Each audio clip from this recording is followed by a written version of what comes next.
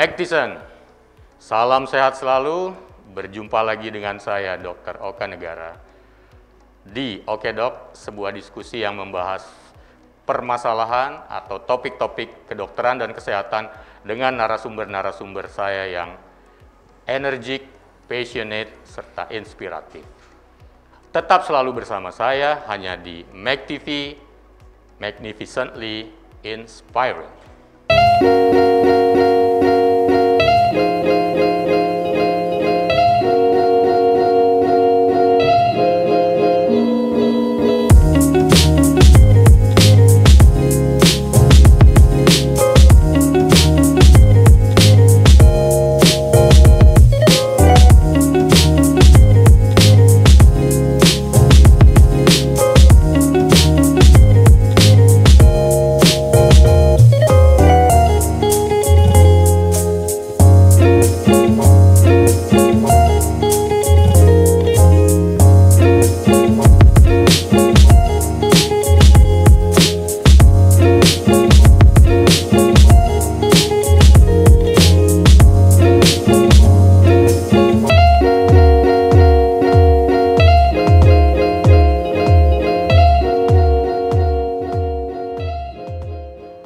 Oke, Mactison, di episode 17 ini tanpa terasa kita sudah melalui episode yang ke-17.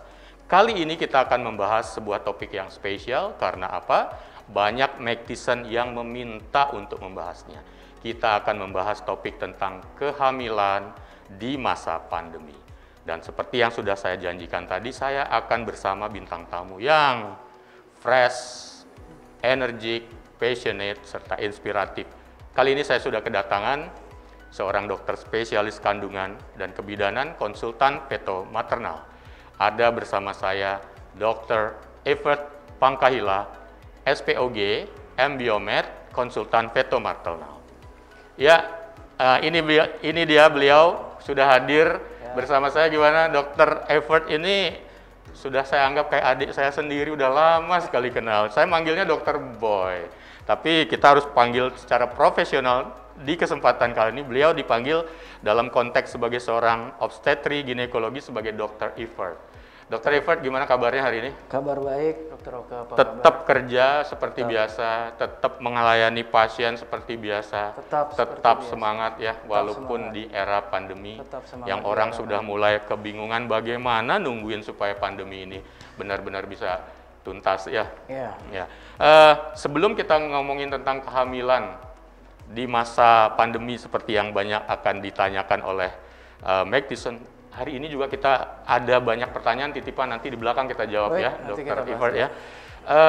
Selama praktek sebelum pandemi dengan pandemi, bedanya apa rasanya?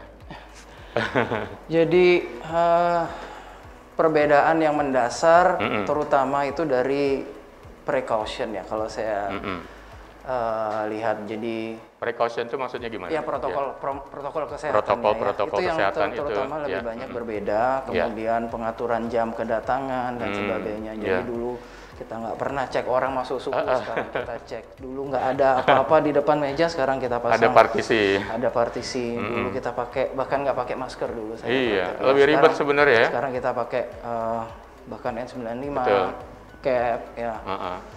Ya lebih banyak ke arah protokol kesehatan yang kita ketatkan dengan pengaturan jam supaya tidak berkumpul. Ya. Mactison, hampir semua dokter, bahkan semua dokter akan melakukan hal sama. Jadi protokol kesehatan adalah salah satu prioritas ketika seorang dokter akan bertemu dengan pasiennya. Dan itu semua sebenarnya tidak buat dokter saja, tetapi juga buat pasien, termasuk juga buat pasien-pasien berikutnya sebenarnya. Karena jika seandainya protokol kesehatan diabaikan, jangan-jangan ada pasien yang terinfeksi, menginfeksi dokternya, dokternya menginfeksi pasien-pasien berikutnya. Kita tidak akan pernah ingin itu terjadi, tetapi untuk saat ini kita harus melakukan itu. Di kalangan dokter melakukan praktek dengan berbagai bentuk cara untuk mencegah atau kita sebut dengan protokol kesehatan. Gitu ya. Ya, karena pada prinsipnya precaution, protokol kesehatan kan melindungi diri dan lingkungan juga. Jadi bukan hanya untuk kita. Gitu ya, bahkan ini akan terus-terusan selama belum ada kepastian bahwa COVID-19 is already gone in this world, kan begitu ya. Jadi ini akan menjadi sebuah kebiasaan baru termasuk di tempat praktek dokter manapun. Nah, baru kita masuk ini ke topik kita ini, Dr. Boy. Dr. Boy kan sehari-hari saya sering banget melihat di Instagramnya Dr. Boy ya. Dr. Ifat ya, jadi kebawa-bawa dengan manggil langsung. Jadi Dr. Ifat tuh sering saya lihat di Instagram itu melihatkan habis menjelaskan gambaran-gambaran dari USG pasien ya, kemudian juga bagaimana kelihatan di situ bahagianya menolong persalinan pasien yang normal, sehat dan bahagia keluarganya. Tetapi sesungguhnya sekarang kan suasananya adalah suasana pandemi. Jadi banyak yang bilang bahwa hati-hati nih kehamilan selama masa pandemi ini. Jadi sebenarnya yang harus dihati-hatikan ini apa ya? Iya, jadi ini pertanyaan yang menarik ya, dan memang menjadi tantangan. Karena ibu hamil kita masukkan ke kelompok yang rentan gitu ya. Jadi beberapa hal banyak yang dimodifikasi selama kehamilan. Jadi banyak himbauan-himbauan untuk tunda ke dokter, semua ya. Tapi pada prinsipnya menunda mencari pemeriksaan atau ke dokter kandungan kita dalam konteks kehamilan kali ini itu jangan sampai mengorbankan kesehatan kehamilannya. Oh gitu ya? Ya. Jadi bahkan ada himbauan tidak perlu ke dokter, ada yang bilang tidak perlu ANC. Ya, ANC itu antenatal care ya, untuk memeriksa kehamilan. Atau kurangi ya. Nah, pertanyaan besarnya dikurangi sampai seberapa banyak? Betul. Ya. Sampai kapan? Sampai kapan kita harus mau dibiarin terus? Padahal sudah seharusnya untuk benar-benar dicari tahu ini kehamilannya sehat atau tidak gitu. Betul. Ya. Jadi ada yang bilang 1 kali, ya mungkin di awam ini ada yang bilang cukup sekali aja, nanti waktu mau lahir aja USG 1 kali. Jadi memang banyak isu yang beredar. Jadi perlu kita kita luruskan di sini. Gitu. Bahwa memang benar menunda memeriksakan diri untuk hal yang tidak darurat itu benar. Ya. Tapi untuk dalam hal kehamilan, jadi ada batasan tertentu ternyata. Ini sudah ada studinya. Jadi jumlah kunjungan berapa kali yang tidak menurunkan outcome buruk kehamilan. Ya, jadi sudah ada dari. Artinya tetap ada revisi selama pandemi ini ya. Dari pandemi ini kan semuanya berjalan jauh dari ideal. Betul. Ya. Akhirnya jadi, ada adaptasi lah begitu istilahnya. Ada adaptasi, betul. Dan sebenarnya adaptasi ini sudah adaptasi yang dilakukan selama pandemi justru malah kita belum punya patokan sebenarnya untuk COVID ini. Berapa sih jumlah kunjungan minimal yang tidak menyebabkan outcome buruk pada kehamilan? Justru data yang kita punya adalah data dari tahun 2016. Itu data dari WHO jelas ya. Jadi kunjungan antenatal care minimal 8 kali. 8 kali. 8 kali. Selama proses dari baru ketahuan hamil sampai persalinan. Selama proses ya. 8 kali di mana 6-nya itu harus kontak langsung. Tidak bisa telemedicine. Tidak bisa Berarti 6 itu memang persyaratan udah paling minimal itu. Minimal. Kalau mau kelahirannya atau persalinannya sehat. Kalau mau mengurangi dari 8, minimal 6 itu kontak langsung. Ada pemeriksaan langsung. Ada pemeriksaan semuanya ya. Ada pemeriksaan langsung. Hal itu bukan hanya pendapat, bukan hanya pendapat dan asumsi, itu berdasarkan data dari sekian puluh ribu kasus kehamilan. Jadi diteliti. Kunjungan langsung 5 atau ke bawah itu berkaitan dengan peningkatan angka kematian perinatal. Ya. Jadi idealnya dulu tahun 2002 WHO mengeluarkan fokus ANC itu yang diadopsi oleh Kementerian Kesehatan kita. Mungkin Dr. Oko pernah dengar minimal ayo 4 kali. 4 kali. Ya, 1 kali di trimester pertama, 1 kali trimester 2, 3. Sampai sekarang tahunya masih itu kan ya. Nah, tahun 2002 itu sudah direvisi. Oleh WHO di tahun 2016. Bahwa ternyata jika dibandingkan yang 4 kali itu dengan 8 ada perbedaan yang signifikan. Gitu. Persis, Magdison, karena kita juga harus melihat ternyata dalam konteks dunia kesehatan yang berkaitan dengan kelahiran seorang bayi dan juga kesehatan ibunya, Indonesia memiliki permasalahan dengan angka kematian ibu dan bayi yang cukup tinggi. Jadi memang perlu lagi diupayakan kontrol-kontrol, pemeriksaan-pemeriksaan yang berulang yang juga akan memastikan bahwa kesehatan menjadi lebih bagus, persalinan bagus, dan angka kematian ibu dan angka kematian bayi juga akhirnya bisa ditekan. Kan begitu tujuannya dari revisi-revisi yang tadi. Tapi begini, kemudian Dr. Evert, kalau sedikit aja berkaitan dengan COVID-nya. Kalau COVID ini kira-kira secara umum aja, kalau ternyata seorang ibu akhirnya terinfeksi, hamil, dan ada COVID-nya, bahaya nggak itu sebenarnya? Ya, Atau apa yang perlu disikapin ini? Jadi yang perlu kita sikapi sebenarnya sampai saat ini sampai saat ini bukti konklusif, artinya bukti nyata bahwa ada transmisi COVID dari ibu ke bayi, selama mengandung. Itu sebagian mengatakan ada, sebagian mengatakan tidak. Kenapa? Karena data kita masih sedikit. Jadi usia penyakit COVID ini kan baru belum setahun. New emerging disease belum lewat setahun. Jadi data yang kita kumpulkan untuk mencapai suatu kesimpulan itu masih sedikit. Tapi sejauh ini ada yang bilang bisa transmisi, ada yang tidak. Tapi sejauh ini sepertinya datanya tidak cukup kuat untuk mengatakan bahwa ada transmisi yang nyata. Ada penularan dari ibu ke bayi. Tapi kalau misalnya seorang ibu yang sedang hamil tertular COVID dari orang lain, itu apakah ada efek yang kemudian akan membuat si ibu ini perlu mendapatkan prioritas khusus? Ya, kalau ibu hamil sendiri kan kita tahu pasti masuk kelompok special treatment sama seperti anak kecil seperti orang tua. Ya jelas, jadi kita masukkan kelompok rentan gitu. Karena ada, kalau sampai terjadi sesuatu pada ibunya gitu. Jadi ada dua nyawa di situ. Ada ibu dan bayinya.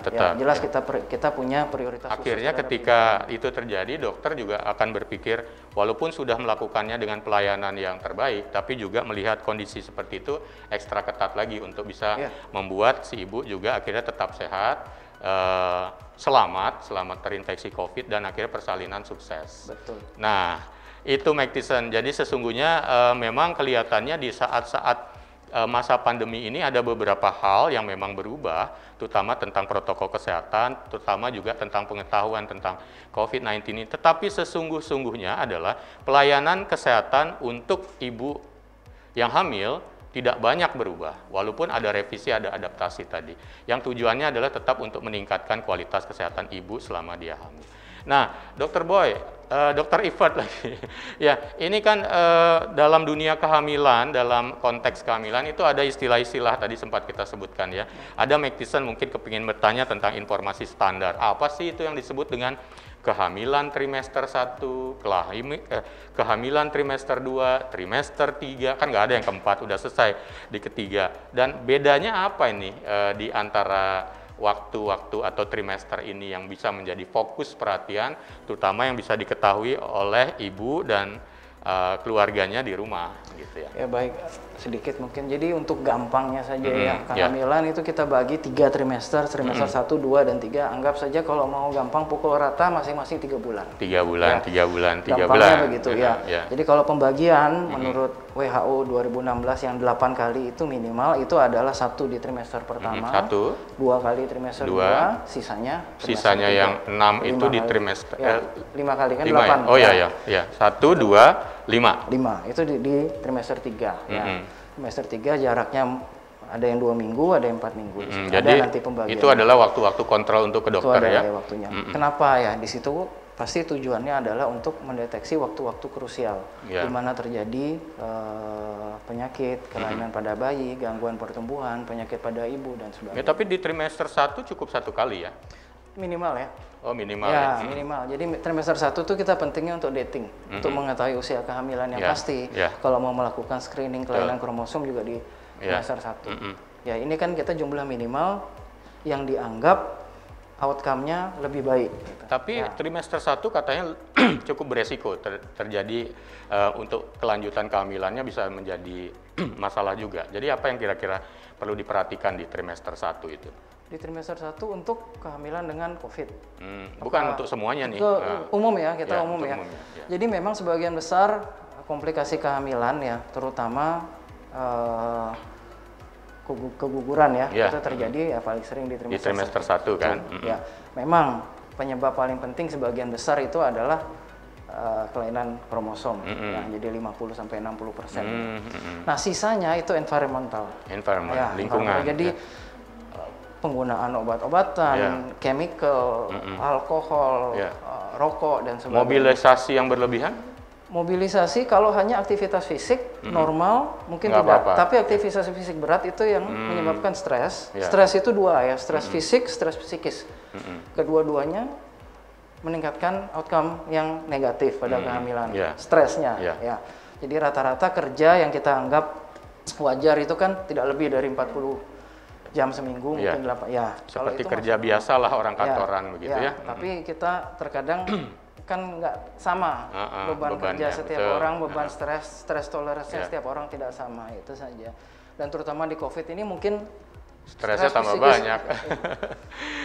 Stresnya bukan cuma masalah kerja, mungkin karena memang masalah ekonomi, finansial yang memang sudah cadangan sudah habis, ya mau nyari harus berpikir kreatif lagi untuk bisa memenuhi kebutuhan, bahkan kebutuhan standar harian, kebutuhan pokok. Memang hampir dialami oleh semua orang, dan itu kalau terjadi di kehamilan di trimester 1 ya cukup beresiko juga akhirnya ya. Terus kenapa di trimester 3 itu bisa harus lebih banyak ya, Dr. Rifat? Ya, karena berarti itu kan udah bulan ke-6, ke-7, bulan ke-7, ke-8, ke-9 ya, sekitar itu ya. Mulai dari itu. Jadi itu ada ininya biasanya gitu ya. Kita menilai masalah growth restriction ya, gangguan pertumbuhan. Itu sering terjadi kalau yang late itu adalah dari trimester 3 ke atas. Kemudian yang kedua preeklamsia, hipertensi dalam kehamilan. Iya. Sebagainya, itu yang darah tinggi itu ya, yang bisa bikin kejang-kejang waktu lahir itu ya, bahkan bisa kebutaan juga. Ya bisa stroke dan sebagainya. Bisa stroke juga ya. Kemudian kelainan jantung, dia bermanifestasi paling berat adalah di saat trimester 3, yang mungkin di trimester 1 tidak ada. Belum kelihatan, belum ketahuan. Di trimester 2 malah kelihatan lebih tenang semuanya. Kelahiran prematur, semua sering terjadi. Iya, oke. Nah, terus begini. Kan selama COVID ini, selama pandemi ini, dari awal udah ada pesan misalnya stay at home gitu ya. Nah, untuk mereka yang sudah hamil, calon ibu nih, juga kepada suaminya, calon si bapak, ini selama si ibu hamil ini mungkin itu tadi ada ketakutan untuk ke dokter katanya, ada pesan-pesan begitu. Akhirnya memilih telemedicine gitu juga ya. Tetapi untuk di rumah sebenarnya apa sih yang perlu dilakukan oleh si pasangan ini supaya kehamilannya tetap sehat? Oke.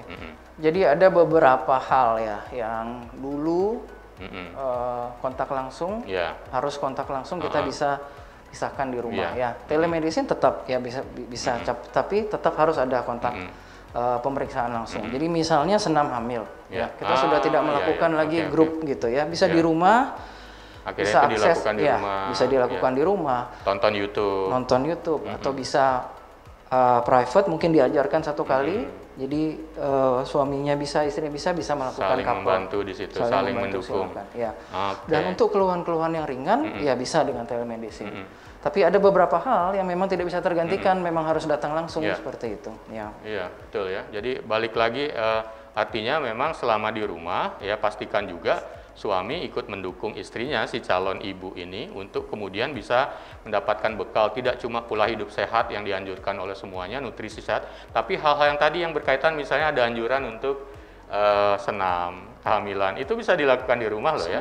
Referensinya tinggal tanya ke dokternya, mana dok, senam-senam yang terbaik mana nih YouTube-nya, nah itu silakan dilakukan, suami ikut untuk juga mendukung, kadang-kadang dengan ikut mendukung, si ibu jadi lebih tenang, rileks, dan lebih sehat. Tapi begini Dr. Rifat, kan selama pandemi akhirnya mengalami nggak ya, karena pasien-pasien itu banyak yang takut ke rumah sakit, takut katanya rumah sakit itu sumber COVID, aku mesti gimana, soalnya takut, akhirnya akses untuk mendapatkan layanan itu terjadi, dan apa yang kalau misalnya itu memang artinya kan tadi diharapkan supaya minimal 6 kali berarti ya?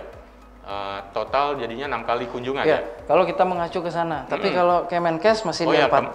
Jadi antara 4 sampai 6 itu kalau misalnya bisa ditawar ya. 4 itu juga nggak terpenuhi, itu karena udah saking takutnya, saking stresnya, pengaruh orang sana sini, nanti masuk rumah sakit di COVID kan loh, akhirnya nggak terpenuhi yang 4 kali itu.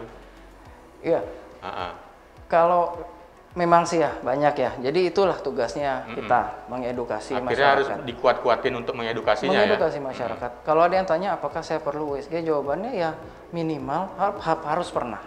Harus pernah. Ya banyak sekali menentukan lokasi kehamilan di mana, menentukan kelainan bawaan, menentukan pertumbuhan Dan USG tidak bisa kita gantikan dengan telemedicine. Tapi kalau mau mengurangi frekuensi boleh. Frekuensinya kita atur. Dan yang pemeriksaan USG itu memang akhirnya lebih banyak di trimester 3. Makanya akhirnya itu sering di situ ya? Atau di setiap kunjungan mungkin juga ya? Iya, memang Ya, itulah banyak. Ada yang menganjurkan tidak usah USG sampai di trimester 3. Tapi yang paling penting justru untuk mengetahui usia kehamilan, USG paling akurat ada dilakukan di 12 minggu pertama. Trimester, masih masuk di trimester pertama. Ya. Ya, karena jadi nanti kita sudah memodifikasi kapan harus iya, kapan harus tidak, itu sudah ada. Harusnya ya masalah mengedukasi ke pasien. Jadi masyarakat harus tahu gitu bahwa ya kita takut boleh, tapi tidak boleh takut berlebihan. Ya. Jadi apa saja protokol yang harus dipatuhi itu, mana yang bisa telemedicine lakukanlah. Gitu. Betul. Apalagi sekarang saat kita sudah mulai mencari titik temu antara dulu zamannya masih ketakutan luar biasa dengan COVID, dengan sekarang yang sudah bisa semuanya bisa bekerja, semuanya bisa bertemu, tapi dengan pembatasan tadi. Protokol kesehatan 3M itu harus dilakukan dan semua dokter layanan kesehatan juga saya pikir sudah menerapkannya supaya tetap bisa menerima pasien, supaya pasien juga tidak takut lagi, supaya pasien bisa mendapatkan layanan kesehatannya dengan maksimal. Nah, kemudian begini, selama misalnya pandemi ini ada perbedaan nggak jenis-jenis pemeriksaan tambahannya misalnya? Kalau pemeriksaan tambahan harusnya tidak. Atau ada pemeriksaan khusus mungkin gitu? Pemeriksaan khusus tambahan ya kalau memang kita berbicara selama pandemi, standar minimal yang harus didapatkan oleh ibu hamil itu tidak boleh berubah. Tidak pernah berubah. Sama saja. Sebaiknya jangan berubah gitu karena standar minimal itu sudah ditetapkan untuk mencapai outcome kehamilan yang baik. Kalau itu kita turunkan, hamil nggak perlu cek lab, gimana nanti gitu ya. Jadi yang harus, yang wajib lakukanlah yang wajib ya. Kemudian tambahannya tentu yang sering diisukan di media masalah jadi polemik rapid test dalam persalinan gitu ya, mau persalinan. Nah, itu sebenarnya mungkin ya saya kurang tahu beberapa kejadian yang isu miring, tapi yang jelas ya, jadi di mana yang kita lakukan selama inilah kita melakukan rapid test pada ibu hamil yang sebelum bersalin.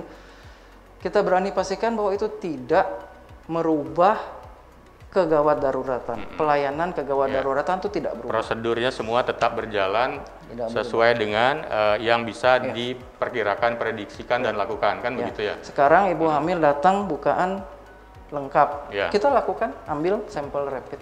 Tapi pertolongan persalinannya tidak menunggu itu selesai kalau dia harus lahir. Tetap dilakukan kok sebenarnya, karena tujuannya itu adalah untuk kemudian lebih kepada mengevaluasi kalau seandainya positif akan ada nanti tindakan-tindakan yang lebih perlu disiapkan lagi. Karena kalau nanti misalnya rapidnya positif, kita konfirmasi dengan swab positif, nanti kan apakah mau dia menulari ke bayinya, ke suaminya. Akhirnya kan ruangannya juga perlu dipisah. Ruangan kita perlu pisah, kita harus melindungi orang yang lain, seperti itu sebenarnya tujuannya. Jadi nggak sampai yang ditunda-tunda, nggak dilayani ya? Selama tindakannya ini, tetap selama jalan. Saya tidak pernah mengalami itu ya. Kita rapid, dok rapidnya belum selesai, bukaannya lengkap, ya udah kita tolong dengan APD.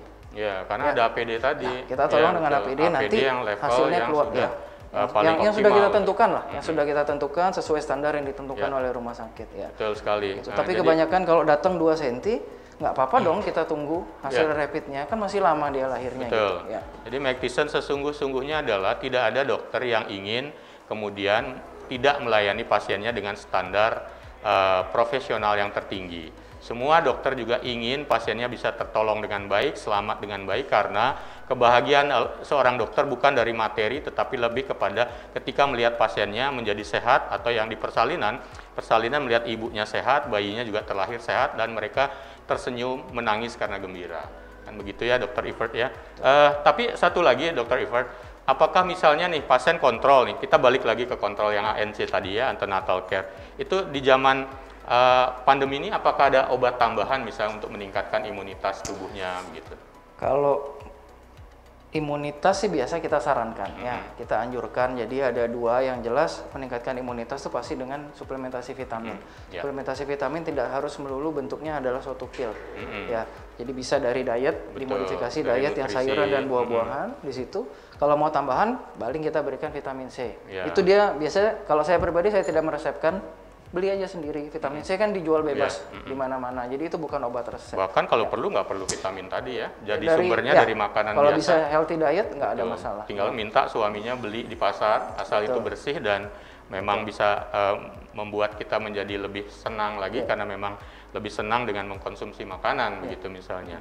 Nah, kemudian yang terakhir ini, ketika tadi kita berbicara tentang kehamilan, trimester 1, 2, 3, selama kehamilan, udah komplit rasanya sebenarnya Dr. Evert ya. Tapi ini sekarang satu lagi tadi udah disebutkan sebenarnya, sedikit protap pada waktu menolong persalinan. Tetapi bagi seorang ibu nih yang saat ini udah deket-deketnya mau persalinan, waktunya persalinan ini apa sih yang perlu disiapkan? Ya. Untuk persalinan sebenarnya ya tidak ada yang banyak berbeda. Yang perlu dipersiapkan, yang perlu dipersiapkan kecuali tadi ya masalah rapid test itu saja. Itu saja. Yang lainnya tidak ada yang berbeda. Yang biasa juga seperti apa? Yang perlu dipersiapkan, yang tidak, artinya karena kalau sama dengan masa pandemi ini artinya apa saja? Yang kalau itu secara umum secara umum pasti yang kita konseling di trimester 3 itu pasti tanda-tanda kapan dia harus ke rumah sakit kan gitu ya. Betul. Jadi ada sakit perut, hilang timbul, ada keluar lendir darah, bersemu darah itu ya. Keluar pecah air ketuban, terus gerak anak yang berkurang ya. Jadi keempat ini pandemi maupun tidak pandemi dia harus ke rumah sakit. Dia harus ke rumah sakit. Harus itu. Dia harus ke rumah sakit. Karena yang namanya udah tanda-tanda persalinan, dia harus saat itu juga. Right away going to the hospital. Masalah nanti di rumah sakit ternyata belum ada bukaan nih, masih kecil, dia bisa pulang lagi, nggak ada masalah. Pastikan bahwa apapun yang terjadi menjelang persalinan dengan tanda-tanda yang memungkinkan diduga adalah tanda persalinan, jangan ditunda, tetap datang ke rumah sakit. Nah, tadi Dr. Evert sudah sangat jelas menyebutkan kalau ternyata itu adalah masih baru secara subjektif aja merasakan ini kayaknya mau lahir ini, tapi ternyata belum saatnya, dianjurkan untuk pulang, istirahat lagi, rileks lagi di rumah, silakan saja. Tapi tentu saja kemudian nanti peran dari suaminya juga ikut mendukung, menjaga apa ya istilahnya suami siaga itu ya. Support sistemnya lah. Jadi sebenarnya selama pandemi ini bagus gitu ya, suaminya sebagian besar waktunya justru ada di rumah. Betul, karena banyak di rumah, jadi nggak kemana-mana. Apalagi istrinya udah jelas-jelas ini kayaknya udah menjelang persalinan, ngapain juga pergi kemana-mana begitu ya. Wow, luar biasa. Jadi hari ini Mike Tyson kita sudah membahas berbagai hal yang berkaitan dengan kehamilan di masa pandemi ini. Dan saya sangat senang sekali sudah hadir Dr. Evert untuk menjelaskan semuanya yang berkaitan dengan kehamilan di masa pandemi. Oke, Dr. Evert, kita sekarang akan bacakan beberapa pertanyaan yang ditanyakan oleh Mike Tyson yang dari kemarin ingin sekali membahas tentang kehamilan di masa pandemi. Pertama, nih saya baca ya. Apakah ibu hamil juga perlu nih untuk ikutan berjemur sinar matahari? Kan trennya begitu untuk meningkatkan imunitas. Berjemurlah untuk mendapatkan vitamin D-nya muncul, imunitas juga menjadi lebih baik. Ya. Jadi jawabannya ya, pandemi tidak pandemi perlu ya. Perlu ya. Jadi kita punya data di sini bahwa angka kejadian defisiensi vitamin D pada ibu hamil itu sangat tinggi. Tinggi ya. Dan itu berkaitan dengan yang. Nanti bahayanya di mana kalau kekurangan vitamin D? Ya, makanya jadi low vitamin D ya dalam kehamilan itu sudah banyak penelitiannya dan kesannya mengarah yang memang meningkatkan angka kejadian prematuritas. Oh, prematuritas. Terus kadang ada yang mengaitkan juga dengan kejadian preeklamsia, hipertensi dalam kehamilan. Ya. Jadi justru itu ironisnya kita negara tropis, matahari selalu ada. Berlimpah. Ya, tapi karena edukasi ya. Karena edukasi dan demam K-pop, semua nggak ada yang mau berjemur karena takut hitam. Oh ya, persis. Jadi nggak mau berjemur karena takut hitam. Karena takut hitam. Padahal bule-bule datang ke Bali misalnya untuk supaya kulitnya bisa coklat, tanning gitu ya. Betul. Oh, Mike Tyson, a lot of people investing money for beautiness but not in healthiness. Jadi sebenarnya kita punya sumber vitamin D yang sangat berlimpah. Kenapa tidak dimanfaatkan dengan berjemur? Padahal kemarin kita sempat bahas, berjemur nggak harus yang buka baju semuanya, tapi cukup bagian 20% bagian tubuh yang terbuka itu udah cukup sebenarnya. Dan buat ibu hamil, kenapa tidak untuk tetap mendapatkan asupan vitamin D ini dengan cara berjemur sinar matahari? Ya, setuju. Oke. Nomor 2. Alternatifnya, kalau memang tidak bisa berjemur, ya suplementasi vitamin betul. D. Suplementasi vitamin D juga bisa dilakukan kalau males ternyata berjemur. Ya. Oke, gampangnya gitu ya, Dr. Evert ya. Ini yang kedua nih. Nah, ini kan banyak yang menggunakan masker saat ini. Penggunaan masker apa nggak menghambat oksigenasi ibu hamil ya?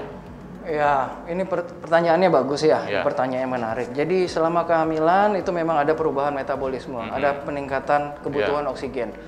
Jadi kadang-kadang memang pola nafas ibu hamil itu sedikit lebih cepat dibandingkan orang biasa. Akhirnya, ditambah rahimnya membesar, pengembangan parunya agak terganggu. Ada tekanan, tapi ini ada penelitian menarik ya, bahkan sebelum era COVID. Ya, itu kalau nggak salah di tahun 2014 atau 2016 sudah pernah diteliti penggunaan N95, bahkan N95. Masker N95. Bukan masker biasa ya, masker N95 yang N95. Yang ketat sekali itu. Pada ibu hamil itu tidak menyebabkan. Ternyata tidak menyebabkan perubahan saturasi oksigen, tidak menyebabkan perubahan pola denyut jantung bayi. Itu digunakan selama 30 menit sampai 1 jam. Penggunaan non-stop 30 menit sampai 1 jam. Yang penelitiannya itu disuruh beraktivitas biasa. Nah, yang sekarang yang kita anjurkan masyarakat kan bukan N95. Ya, hanya masker kain biasa. Ya. Jadi kalau itu dipakai untuk aktivitas sehari-hari lebih bisa lagi. Saya rasa ya dengan N95 saja dia tidak terganggu, harusnya dengan masker biasa tidak. Jadi pesannya kemudian buat ibu hamil silahkan tetap melakukan protokol kesehatan dengan gunakan masker. Karena it's better for your life and healthy. Nah, kemudian yang ketiga ini, Dr. Rivert siap ya? Dok, saat pandemi lebih baik saya pilih persalinan yang biasa atau sesar, Dok? Jawabannya ya, pandemi tidak merubah keputusan persalinan normal gitu ya? Ataupun seksio sesar ya. Nggak ada ketergesa-gesaan untuk ini sebaiknya sesar, nggak ada keputusan itu ya. Sama saja. Jadi sesar tetap dilakukan sesuai indikasi. Kalau perlu ya dilakukan, kalau memang tidak ya kita normal. Persalinan biasa. Kecuali memang tidak mau. Saya nggak mau normal, itu hak otonomi ya silahkan. Tapi kalau berbicara indikasi medis tidak ada yang berubah. Oh iya. Jadi pandemi, nggak pandemi, keputusan untuk persalinan biasa atau sesar sama saja seperti situasi sebelum pandemi ya, Mike Tyson. Oke, Dr. Rivert, ini ada pertanyaan lagi. Dok, saya hamil muda dan taunya dari tes urin yang saya lakukan sendiri. Nah, sekarang karena masih hamil muda, apa saya tetap masih bisa melakukan telemedicine selama pandemi? Sampai kapan ini bisa saya lakukan, Dok? Oke, jawabannya bisa ya, telemedicine. Baru tahu hamil melakukan telemedicine. Tapi di awal-awal kayaknya itu ya. Di awal-awal pasti saya positif, perlu minum vitamin apa ya. Nah, pertanyaan kedua adalah apakah selamanya harus telemedicine? Pasti tidak. Ya, kalau menurut saya pribadi, USG trimester 1 itu adalah hal yang mutlak dan sangat penting. Ya. Karena dari situ, dari data situ kita bisa, dokter kandungan bisa mengevaluasi dan memprediksi apa yang bisa dilakukan berikutnya. Terutama ya lokasi kehamilan di mana. Apakah nanti tiba-tiba dia hamil di luar kandungan, pecah, shock di rumah. Betul. Kemudian yang kedua, berapa sih usia kehamilannya? Jangan sampai nanti udah hamil besar, justru kita nggak tahu usia hamilnya berapa. Yang minimal ya, yang ketiga ya untuk tahu apakah ada kecurigaan kelainan di organ-organ lainnya. Ya, di dalam. Yang paling penting justru trimester 1 itu adalah mengetahui jumlahnya. Kembar nih, apa nggak tahu ya, usia hamil berapa, kemudian apakah lokasinya benar di rahim, apa nggak di luar kandungan, ya setelah terus datingnya berapa ya usia kehamilan, kapan taksirannya, itu semua ditentukan di trimester 1. Ya, Mike Tyson jangan abaikan juga di trimester 1 paling tidak pernah melakukan pemeriksaan ke dokter, bahkan di situ bisa diprediksi dengan semua yang tadi disampaikan oleh Dr. Rivert. Di situ ada dengan menggunakan USG tadi ya? Iya. Nah, setelah itu trimester 2 ya, kapan dilakukan, kapan tidak, itu bisa kita modifikasi. Ya. Dan ini pertanyaan terakhir, sebenarnya kita secara tidak langsung tadi sudah menjawab ini sebenarnya, tapi nggak apa-apa kita jawab lagi ya, Dr. Edward ya. Dok, tanda bahaya atau gawat daruratan apa pada kehamilan muda itu yang perlu diperhatikan untuk jaga-jaga aja nih mumpung pandemi? Ya, ini kalau saya berasumsi kehamilan muda ini artinya trimester 1 ya. Di 12 minggu pertama pasti ya. Tanda-tanda kegawat daruratan di trimester 1 itu satu adalah perdarahan. Ya, perdarahan di trimester 1 bisa normal. Ya, bisa normal karena di situ pembuluh darah serviknya mulai melebar, ada variasi, kadang dia spotting sedikit. Ada spotting, bisa juga tidak. Bisa tidak yang disebut dengan abortus yang tidak itu bisa satu abortus ya, keguguran. Kemudian yang kedua, hamil di luar kandungan, perdarahan juga. Betul. Tapi biasanya disertai dengan nyeri perut hebat. Nyeri perut. Jadi sebenarnya 3 tanda bahaya itu adalah Ya satu ya dia tahu hamil dulu ya, ini dia sedang hamil di trimester awal. Yang kedua ada perdarahan, yang ketiga ada nyeri perut. Nyeri perut yang bagaimana? Biasanya nyeri perut yang hebat, tapi biasanya kalau orang hamil pertama dia nggak tahu ini nggak tahu ya hebat apa enggak nih gitu, karena belum tahu. Belum ada pembanding. Tidak ada pembanding ya.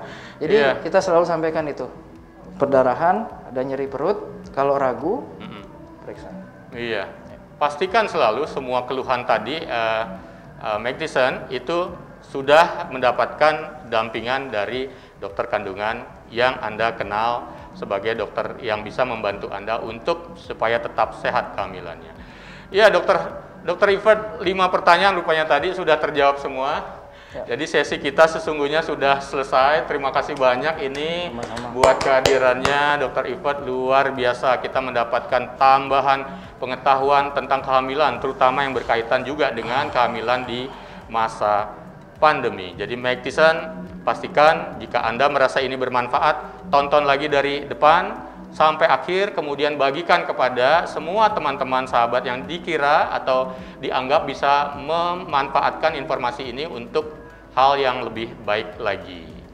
Well, sekali lagi terima kasih buat Dr. Evert, sehat-sehat selalu.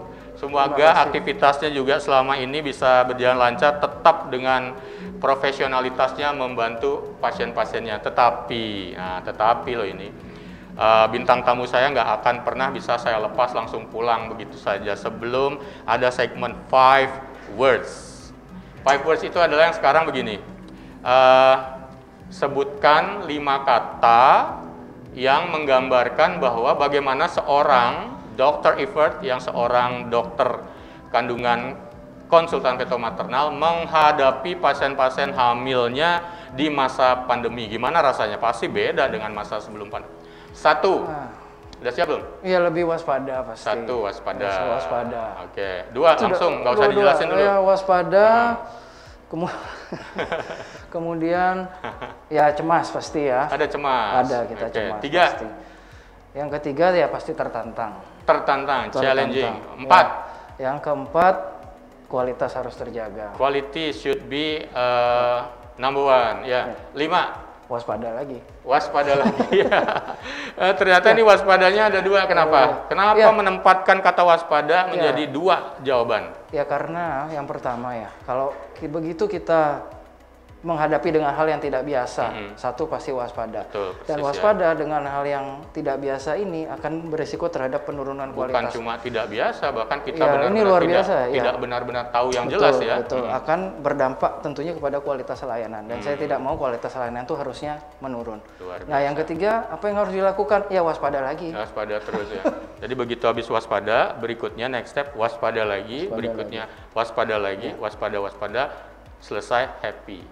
Ya, mudah-mudahan. Ya, terus apa lagi tadi ya? Challenging, tertantang. Ya, tertantang. Ini adalah sesuatu yang baru. Tidak banyak dari kita yang tahu. Jadi sekarang mungkin ditemukan ini, besok mungkin berbeda. Terapinya juga akan berkembang terus evolve ya, terus berubah ya. Dan data-data yang kita kumpulkan pada ibu hamil juga beberapa menunjukkan hasil yang mulai ada penemuan-penemuan baru. Jadi ya banyak pasien bilang, dok, kenapa berubah-ubah? Ya memang kita belum benar-benar paham tentang virus ini. Belum 1 tahun kita jalani, jangankan virus ini ya. Ngomongin virus yang lain sudah berpuluh-puluh tahun aja seperti HIV juga tantangannya masih besar. Bagaimana juga misalnya kedatangan seorang yang HIV positif hamil, dokternya juga perlu persiapan yang juga. Dulu mungkin 5-10 tahun lalu kita ketakutan melihat gitu pasien. Sekarang pasien HIV ya, apa kabar gitu. Biasa aja gitu. Biasa aja ya. Jadi Magdison juga tolong dipahami bahwa dokter-dokter pun sekarang masih kebingungan bahwa bagaimana ini sebenarnya infeksi ini sudah well confirm tidak segala sesuatunya. Ternyata belum. Jadi kenapa akhirnya dokter-dokter juga perlu beradaptasi tetapi tetap dengan melakukan upaya profesionalitas yang tetap terjaga dengan maksimal. Satu lagi tadi apa? Cemas deh ya. Cemas ya. Cuma saya nggak tahu siapa yang datang ke pintu saya. Ya. Begitu lihat pasien, jangan-jangan. Ya, jadi hanya satu proteksinya hanya ya kita lakukan protokol kesehatan. Pakai APD. Kalau teman saya bilang trust your mask, not your friend. Oh gitu. Ya. Saat ini keren itu. Saat ini ternyata trust your mess, not your friend. but not your friends. Artinya bagaimana ternyata protokol kesehatan untuk mencegah virus ini itu adalah prioritas pertama dari persahabatan sekalipun, benar ya? Betul. Wow, luar biasa. Ini saya malah baru nemu kata-kata yang luar biasa ini. Besok mau saya bagikan kata-kata ini. Terima kasih Dr. Evert ya. Oke, sebelum kita akhiri, ini Dr. Evert, silahkan berikan satu last statement atau bekal buat Mac Thiessen pulang, take home message. Baik, terutama ya untuk pesan ini ya tentunya untuk yang sedang hamil atau merencanakan kehamilan ya. Jadi memang benar ada beberapa modifikasi yang kita lakukan ya. Tentunya modifikasi itu dilakukan untuk menjamin kesehatan pemberi jasa ataupun penerima jasa pelayanan kesehatan.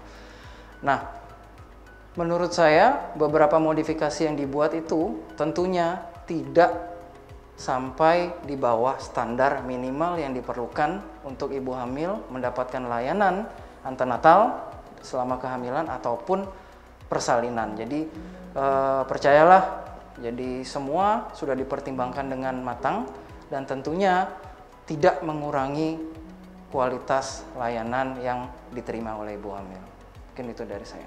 Luar biasa Dr. Evert, mungkin suara Dr. Evert ini juga mewakili juga pernyataan-pernyataan atau suara dari sahabat-sahabat dokter yang lain, termasuk juga dokter-dokter kandungan yang selama ini banyak hal yang menjadi polemik masih di masa pandemi, khususnya dalam melayani pasiennya. Jadi saya tadi setuju sekali dengan pernyataannya, percayalah bahwa pelayanan kesehatan tidak benar-benar menurun atau tidak berkualitas, semuanya sudah dipertimbangkan karena ini adalah demi keselamatan semuanya, termasuk dalam hal ini keselamatan dari bayi, ibunya supaya tetap bisa nanti lahir dengan sehat. Terima kasih Dr. Evert sudah hadir, dan Mac Thiessen, sekali lagi jika semuanya ini adalah bermanfaat bagi Anda, silahkan bagikan informasi ini sebanyak-banyaknya, seluas-luasnya kepada semua sahabat. Dapatkan juga inspirasinya dari acara ini. Jadi sekali lagi,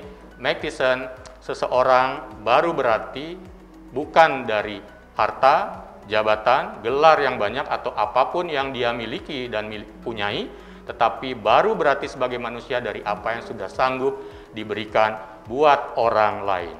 Tetap selalu di Oke Dok, hanya di Mac TV, Magnificently Inspiring.